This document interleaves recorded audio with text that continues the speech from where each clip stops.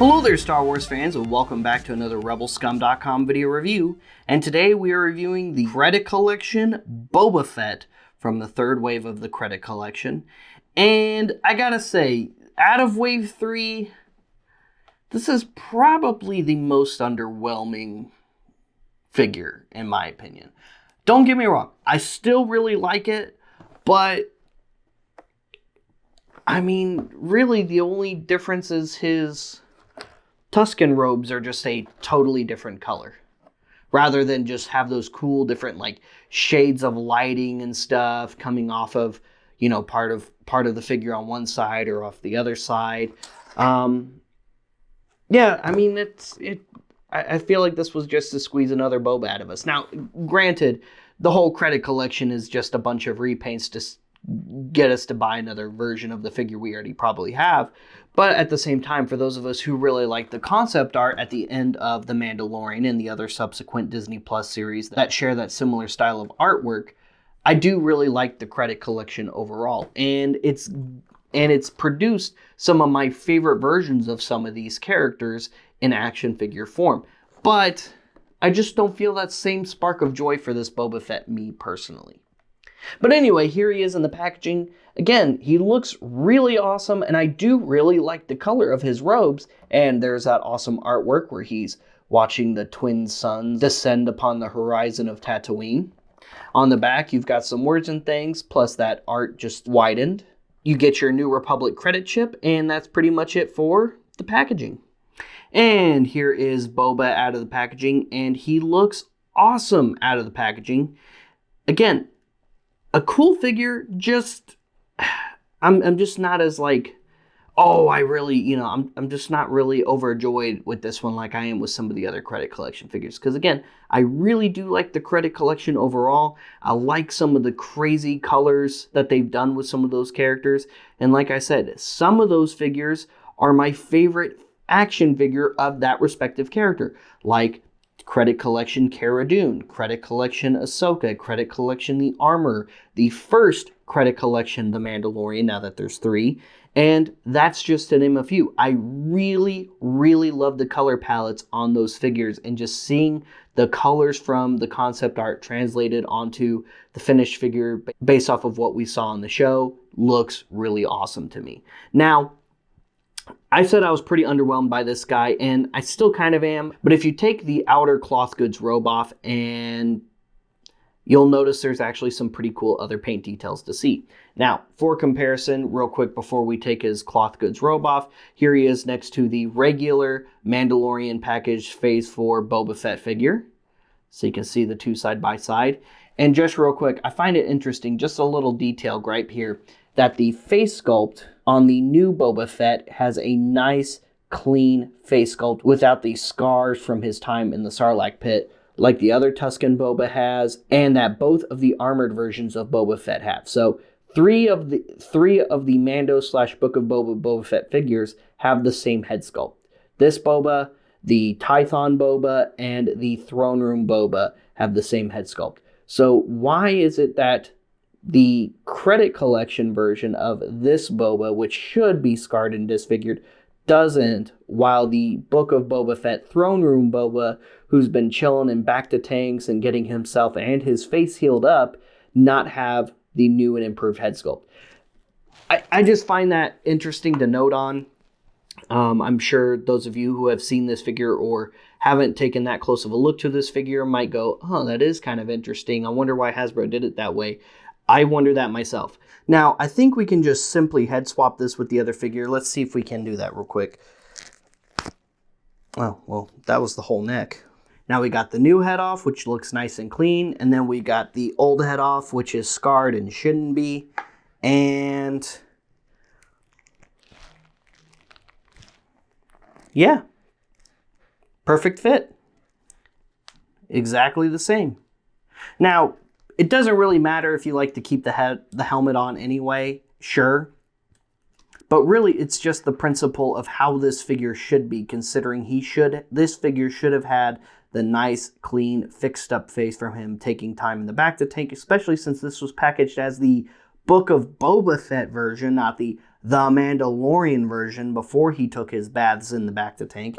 And this one, since it is concept art of this other figure right here, should have come with the scarred up face instead. That's all I'm saying here. All right, now that we've gotten all that head swapping stuff out of the way, let's go ahead and get this cloth goods robe off real quick so that we can see how different he is without the robe. And from the front, there's already some cool other paint details. You've got this like dusting of sand over here up on his upper torso. You've got some dirtiness here on his pants, which is just completely covered up by the robe in the bubble. Honestly, if they were going to go to the effort of putting in all of this detail for this figure, for those who are mint on card collectors, I definitely think they should have packaged the robe separately behind him so that you guys could actually see these details. Because now that I see these paint details, I'm a bit less underwhelmed than I was previously. This figure definitely looks a little bit cooler because there's even some of that sandy highlight there on the arms, just a little bit too. And that's a much cooler look than just the plain, all right, he looks burgundy now. You know, he's got a burgundy outfit. And that just wasn't enough for me personally for the credit collection Boba. But seeing this definitely looks a little bit cooler. Does it make it that much cooler that I'm like really excited about it now? No, not exactly. But I definitely feel more positively about the detail of this figure than I did previously. You know, face sculpt being a little incorrect aside. Now, he does come with his weapons. He comes with the same weapons that the regular Tusken Boba comes with. Now, his cycler rifle, his gaffy stick, and his blaster pistol are all cast in this same lightish brown plastic. And only his cycler rifle got some paint. His cycler rifle got a little bit of silver paint right here and right here, which is kind of disappointing. And here's why it's disappointing. This is supposed to be based off of the concept art, color-wise, that is depicted on the art on the card back, right? Well, I saved the card back specifically. Usually, you know, I'll set it aside or toss it or something after I'm done showing it off, right? I saved the card back specifically to show off some of the details on here that were missed paint job-wise on this, and I'm kind of disappointed about. And that is the fact that there should be more silver on the barrel. Now, the concept art design of the cycler rifle is a little bit different than the cycler rifle he has and comes with. Now, granted, the cycler rifle mold itself doesn't exactly match the concept art we have here, but they still, I feel like, should have at least painted it to match, right? Or get as close to possible, especially with the gaffy stick here, because the gaffy stick is all solid brown plastic, but you can see metallic details on both gaffy sticks on his back in the artwork.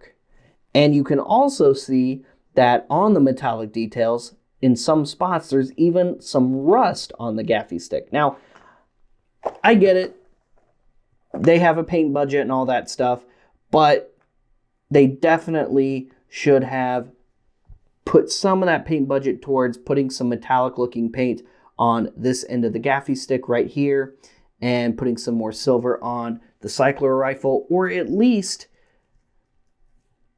paint it the same as the ones that come with the regular version so it has some of the details that we see in the concept art, or at least some similar details like we see in the concept art. But just solid brown plastic just feels kind of cheap to me.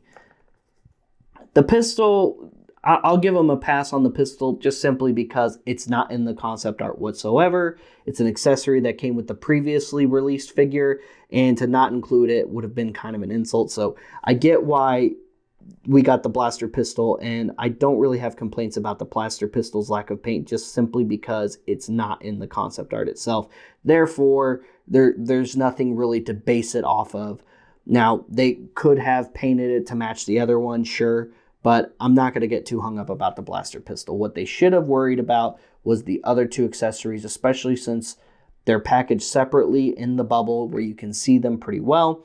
And they just shouldn't lack those details, and that's not on the collector to fill in those gaps for Hasbro when we're supposed to be buying a completed product. Just saying. Now, same articulation as the other release. Head is on a ball joint, neck is on a ball joint, fully articulated shoulders, single jointed elbows, wrist joints, upper torso, hips, upper thigh, single jointed knees, and swivel joints just below the knees, and ankle joints. You can holster his blaster pistol. You can give him his various weapons. You can sling his gaffy stick across his back. You can also sling his cycler rifle, or you can have him hold his cycler rifle in his hand and have his gaffy stick across his back and all that stuff. And honestly, this is a pretty sweet look for him. Again, I really do like the paint details they put on here. It's just, this covers it up.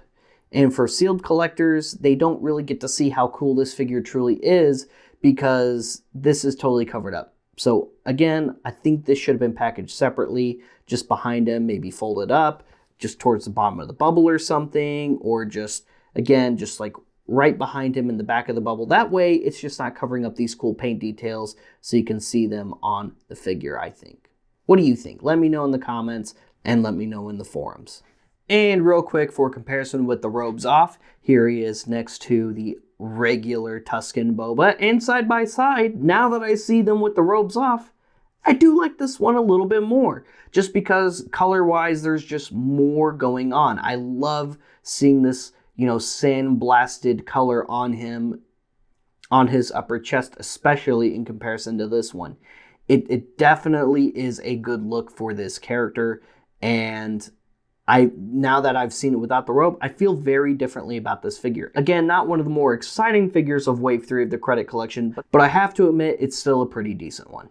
And before I forget, here is the New Republic credit that we get with Boba Fett.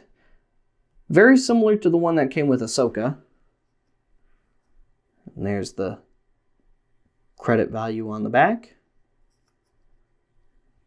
And that's pretty much it for the credit. Guys, thank you so much for tuning into today's Black Series review featuring the credit collection Tusken Boba Fett from The Mandalorian. What'd you think of this figure overall? Did you have kind of the same opinions I had about it until I got it out of the packaging and got that robe off of it so we could actually see some of the detail on this figure? Or do you still feel about the same about it regardless? Let me know in the comments. What's a character from The Mandalorian or even the Book of Boba Fett now that you would like to see get the credit collection treatment? Let me know in the comments down below. Stay tuned for more Black Series content. Stay tuned for more Rebelscum.com video reviews. Make sure you like and subscribe and follow us on social media. Check the website daily and go to collectorsoracle.com and make sure that you mark him in your has on your collection. And if you're not on collectorsoracle.com, make sure you sign up today so you can start managing your collection like a pro. We'll see you guys later. We'll see you another time. May the Force be with all of you, you Rebel scum.